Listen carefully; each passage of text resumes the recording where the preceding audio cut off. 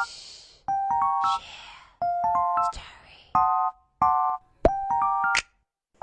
guys! Welcome back to my YouTube channel! Hi guys! Nabili ko na siya ng 450 pesos pero alam ko may mas mura pa dito sa Shopee or Lazada o kaya maghanap kayo sa 168 or 999. Mas mabibili nyo siya ng mas mura.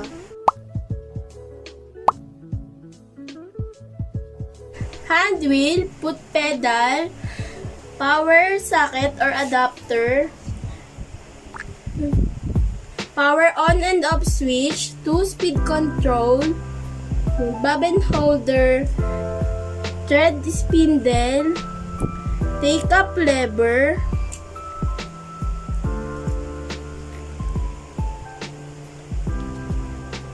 tension, pressure foot, needle clamp, needle, and last is bobbin compartment. Guys, tuturuan ko kayo kung paano gamitin itong mini sewing machine. Yan guys, meron tayong empty bobbin. Halagyan lang natin siya ng onting sinulid.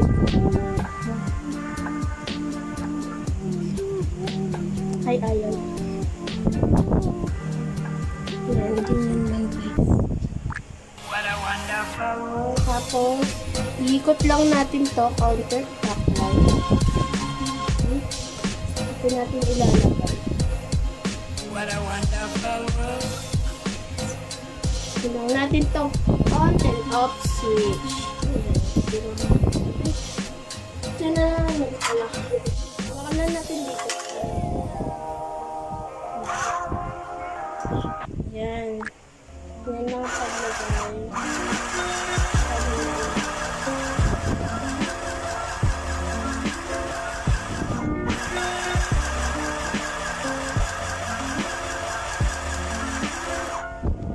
And they have it. Meron na tayong bobbin na may laman ng sinulid.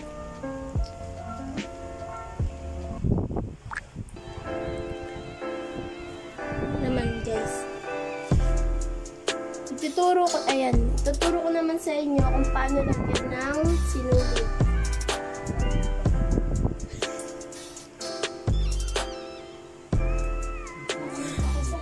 Pagpapili ko lang siya dito at susundan ko kung saan dapat ilagay ang sinulid. Step 1, ipasok dito. Ayaw mapasok. Pagdating. Yan, ipapasok lang dito. Susundan lang natin kasi.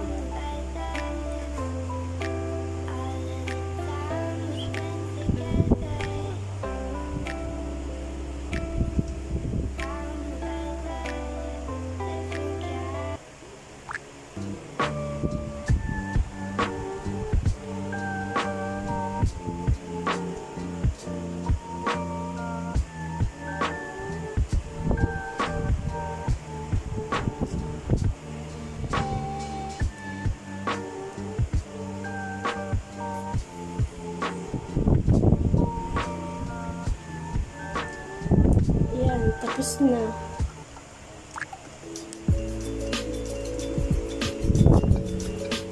Kawang ilalim, iikot ang counterclockwise. Nakuha na natin ng sinulid sa ilalim. Tiyanan! Ito lang ang pagkain. Ay.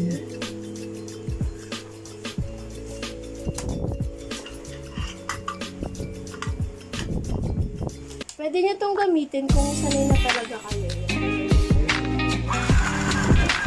Basta ba yun?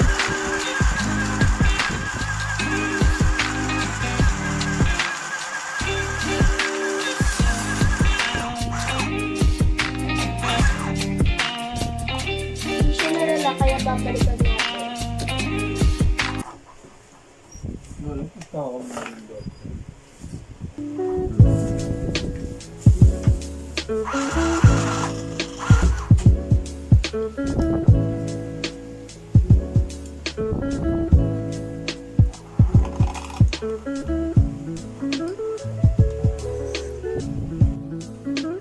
siya, matibay ng pagkakatahi.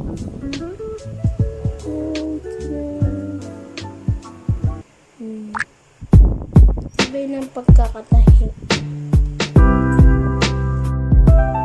Ayan, kung ayaw nyo pala gumamit ng adapter, pwede nyo siyang lagyan ng battery. Yung size ng battery niya is AA. Ayan, apat. 1, 2, 3, 4. Ayan, apat na batteries lang yung ilalagay niyo. Tapos,